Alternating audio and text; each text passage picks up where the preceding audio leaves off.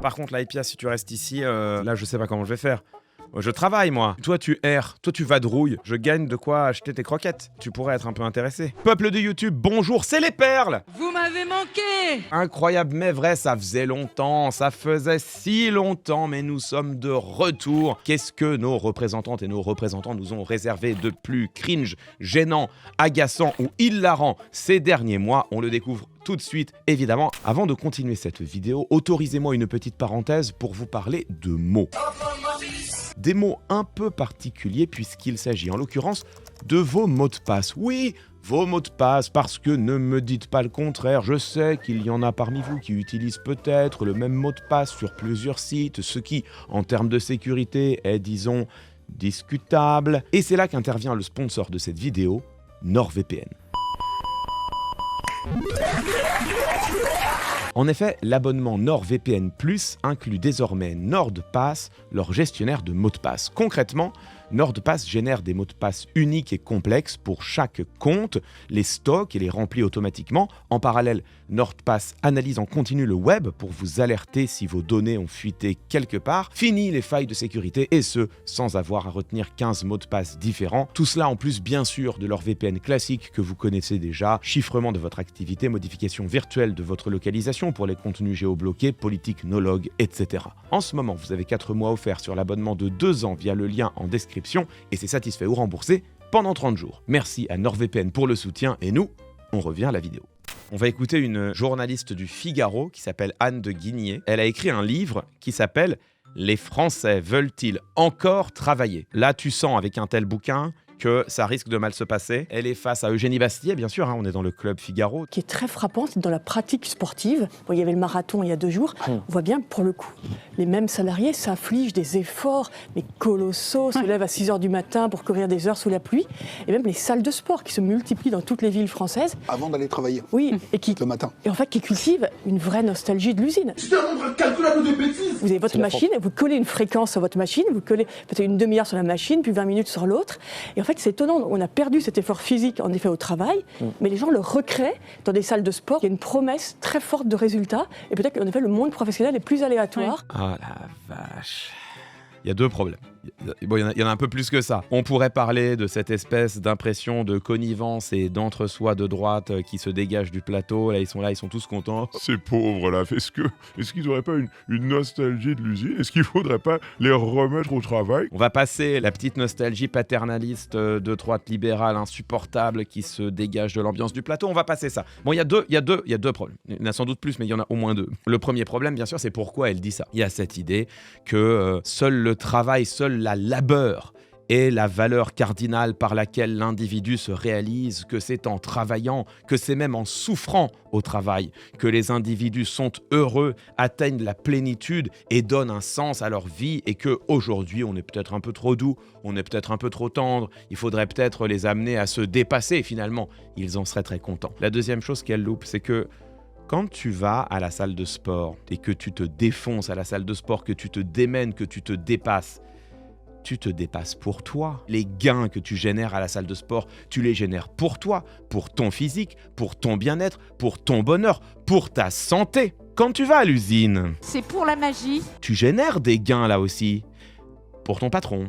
Tu souffres pour ton patron, pas pour toi. Et d'ailleurs, c'est intéressant parce que là où une pratique assidue de la salle de sport augmente ton espérance de vie, la pratique continue de l'usine pendant 40 ans la détruit. Ça fait une petite différence quand même. C'est vraiment le point de vue urbain de ceux qui vont faire leur petite séance de sport le matin avant d'aller au travail, sachant que de toute façon le travail n'est pas épuisant et que le travail fout la paix à ton corps. Je parle en connaissance de cause et je m'inclus dedans. Quand ton sport c'est rester assis sur une chaise toute la journée pour écrire des articles, pour préparer des vidéos, pour faire de la synthèse, du conseil, pour examiner des tableaux de croissance, de rendement, que sais-je encore. Oui, quand ton job c'est ça, et qu'il fout la paix à ton corps, tu peux, et c'est même nécessaire, aller le matin à la salle de sport pour aller te dépenser un peu. Il y a une vraie romantisation là-dedans.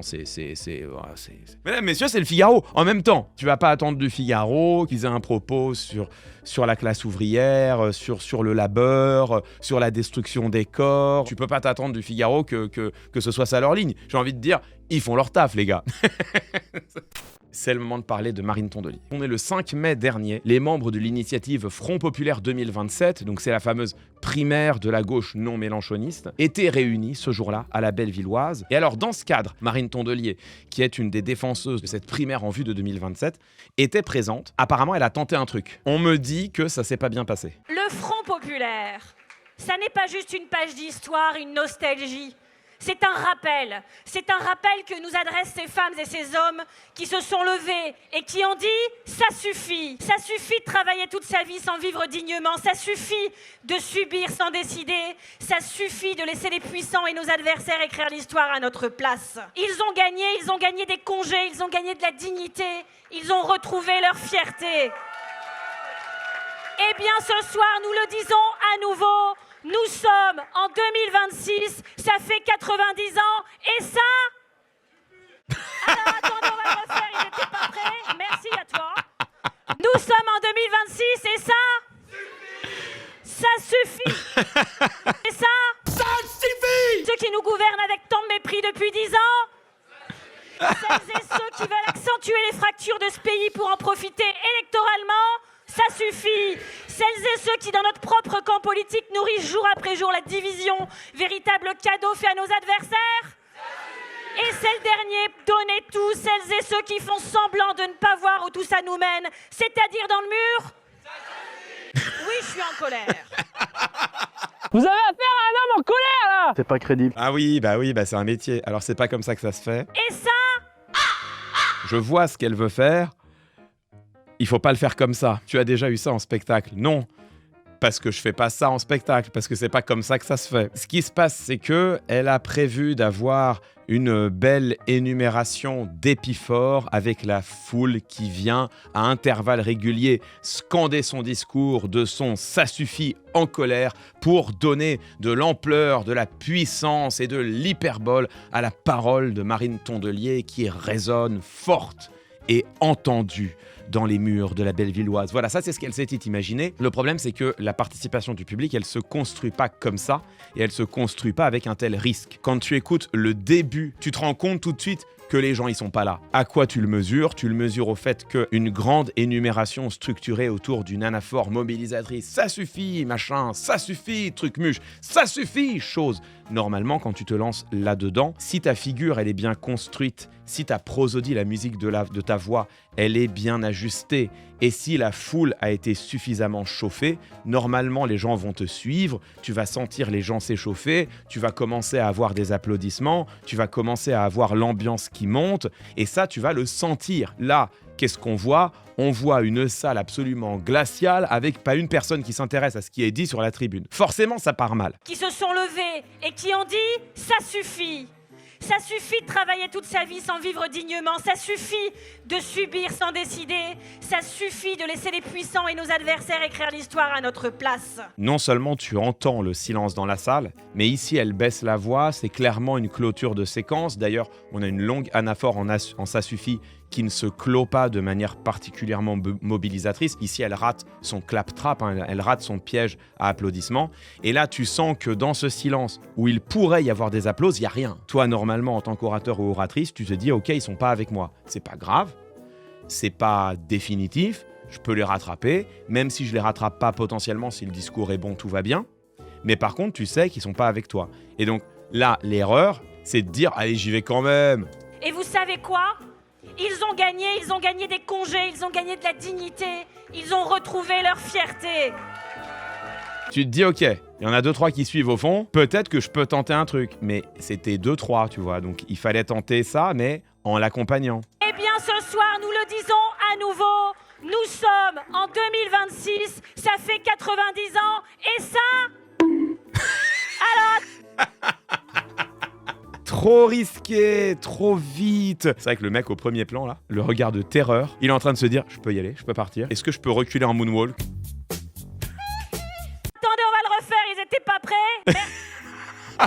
Attendez, on va le refaire. Aïe. Bah oui, forcément, t'es obligé. Tu t'es tapé un beat, t'es obligé, c'est sûr. Nous sommes en 2026, et ça...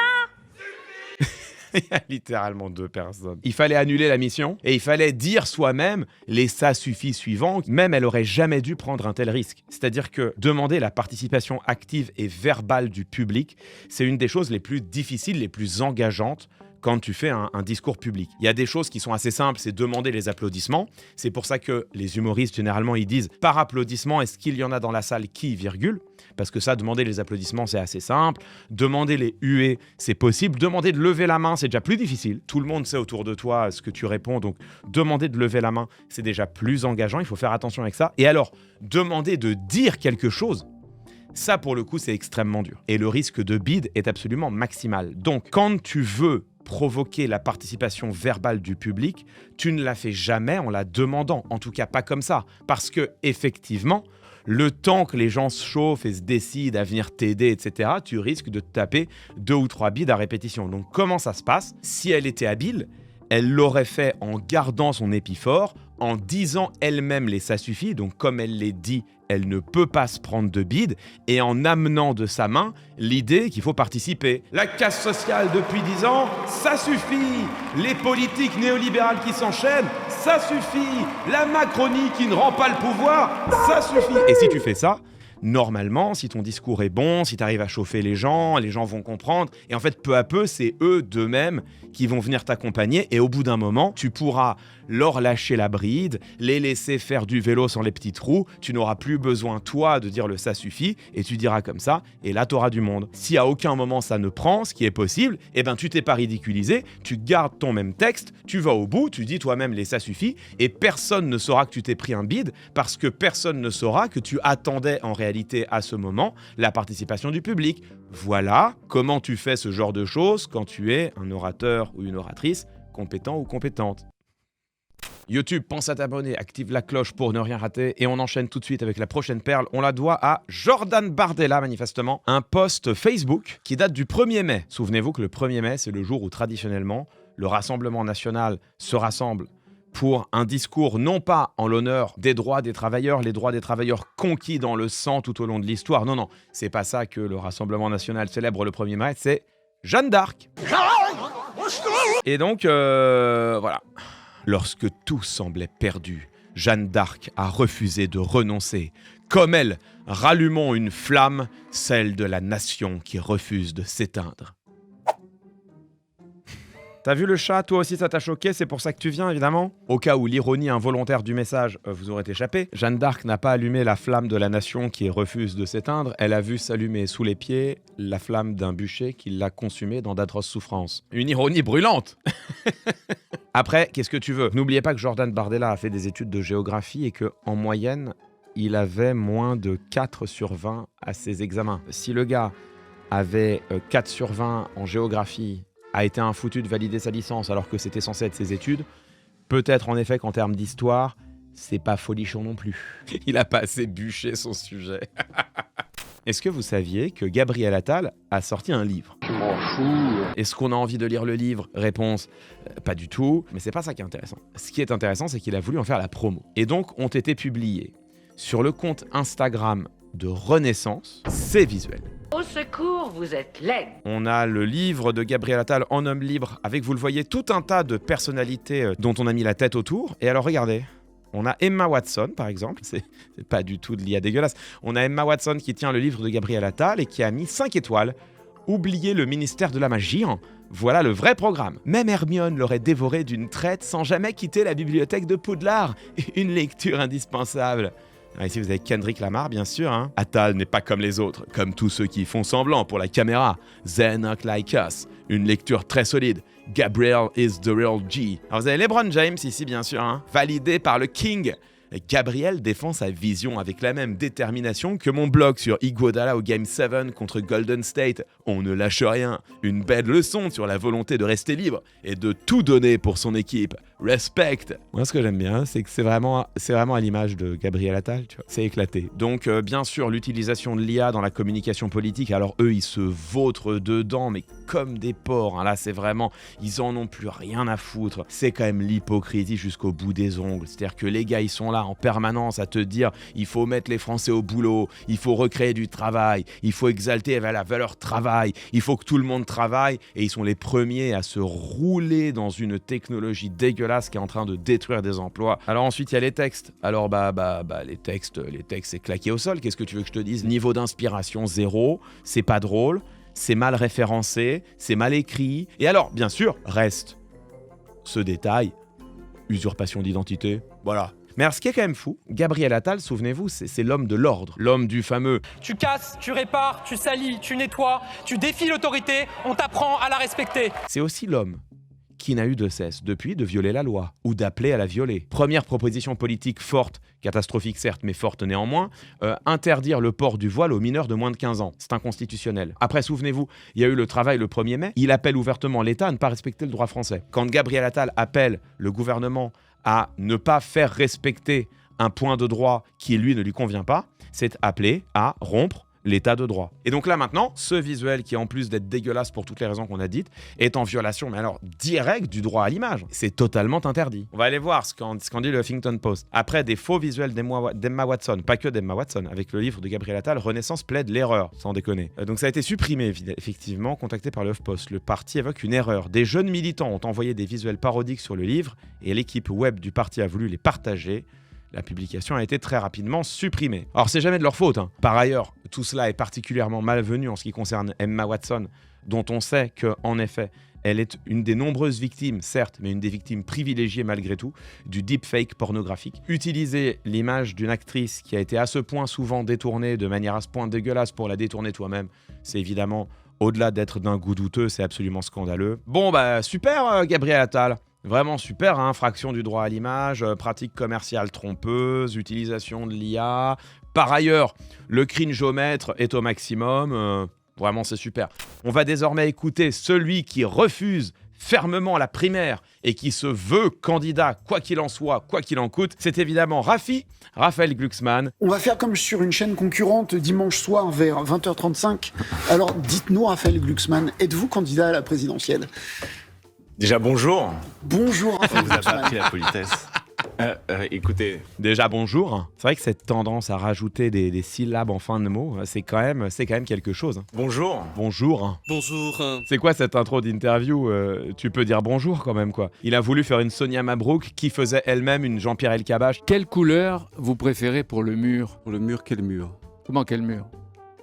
Le mur sur lequel votre réforme territoriale va se fracasser. Il a voulu faire une intro ex-abrupto qui vient saisir l'interlocuteur dans sa stupéfaction et sa stupeur et provoque une réaction ridicule. C'est exactement ce qu'il a voulu faire. Mais ça échoue parce qu'évidemment, si tu commences en disant « On va faire comme sur une chaîne concurrente, alors monsieur Glucksmann », c'est mou du genou, tu vois. Il fallait commencer en disant « Vous êtes candidat à la présidentielle ?» Tu vois, là, c'était un peu mieux. Mais il fallait commencer par dire « Bonjour » surtout. Il a pas dit « Bonjour » lui aussi. Du coup, il s'est fait niquer ça. Moi, ce que je veux, c'est qu'on renoue avec cet état stratège. Et ce sera ça, l'enjeu fondamental, un des enjeux fondamentaux de l'élection de 2027. Est-ce qu'on est capable, à nouveau, d'avoir un cap clair pour le pays? Il faut un cap clair. Je pense que c'était pas programmé. Je pense que vraiment, ça lui est venu de manière naturelle. Ça lui est venu comme ça, un peu innocemment. Il faut un cap clair. Et évidemment, bon, vous savez que la phrase avait été détournée, ridiculisée. Il faut un cap clair. C'est même devenu un mème, le cap clair de Raphaël Glucksmann. Un mème d'autant plus savoureux que lui-même n'a pas de cap clair. Dans les partis issus de la fragmentation du NFP, vous avez, la France Insoumise qui a son programme, l'Avenir en commun, qui l'a depuis des années, et là-dessus, il y a un cap qui est indiscutablement clair. Vous avez derrière le Parti Socialiste qui vient de proposer non pas un programme, mais une série de principes dont on pense ce qu'on veut, mais qui ont au moins le mérite d'exister et de dessiner le début du commencement d'une ligne politique pour le Parti Socialiste. En ce qui concerne Place Publique, s'il y a quelqu'un qui n'a pas un cap clair, c'est quand même Raphaël Glucksmann. Parce que pardon, mais pour quelqu'un qui ne cesse de dire qu'il est de gauche, qu'il incarne la gauche, qui va gouverner à gauche, et qui à côté recrute littéralement tous les rebuts du macronisme, s'il y a quelqu'un qui n'a pas un cap tout à fait clair, c'est quand même lui. On sait exactement à la fin que sa ligne, ce sera une ligne social-libérale, sinon même une ligne libérale tout court, totalement dans la droite lignée de ce qu'a fait Emmanuel Macron. Personne n'en doute une seule seconde. Mais lui, il ne le dit pas. Il ne l'assume pas. Il continue de vouloir se prétendre de gauche et d'être une alternative au macronisme. Alors, s'il y en a un qui n'a pas vraiment un cap clair, pour le coup à gauche aujourd'hui, il me semble que c'est plutôt lui, non? Mesdames, messieurs, c'est le moment. Vous avez été littéralement des centaines à me l'envoyer. Donc c'est maintenant, c'est le moment. Emmanuel Macron était très récemment en déplacement en Arménie. Lors d'un dîner officiel en Arménie, on a pu voir ça. C'est bien Emmanuel Macron, micro en main, chanson en bouche. Quand ma petite Scandinave. Aux côtés, alors certes ici, d'un joueur de piano, mais accompagné du premier ministre arménien à la batterie. Dans les cafés voisins,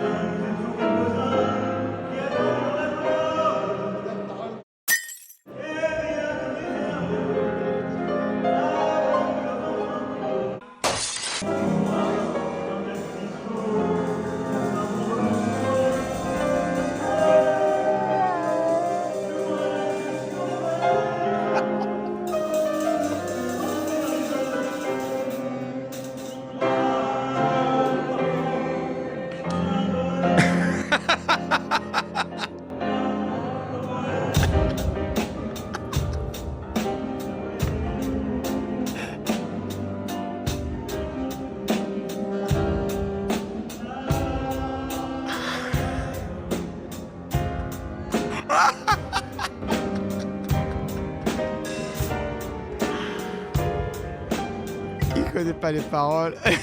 Il connaît pas les paroles. Qu'est-ce qui se passe? Ah ouais. Bon bah c'est faux déjà. Est-ce qu'il bugle en rythme? Pas vraiment. Le plus drôle, c'est les regards. C'est quand même vraiment OSS 117 dans la vraie vie. Hein. Ah, les arrêts sur les matchs sont terribles. Ce regard-là, je le connais. C'est le regard quand tu t'es inscrit dans un talent show à une chanson de groupe avec tes potes, t'as pas répété, et tes potes ils t'ont dit non mais t'inquiète, on le fait au feeling, qu'on se suit de toute façon. T'es là, t'es devant tout le monde avec ton instrument, et puis t'as cette tête. On peut peut-être dire quelques mots du Premier ministre arménien. Tu sens la volonté de bien faire, mais alors, la bohème avec littéralement le beat de Beat It.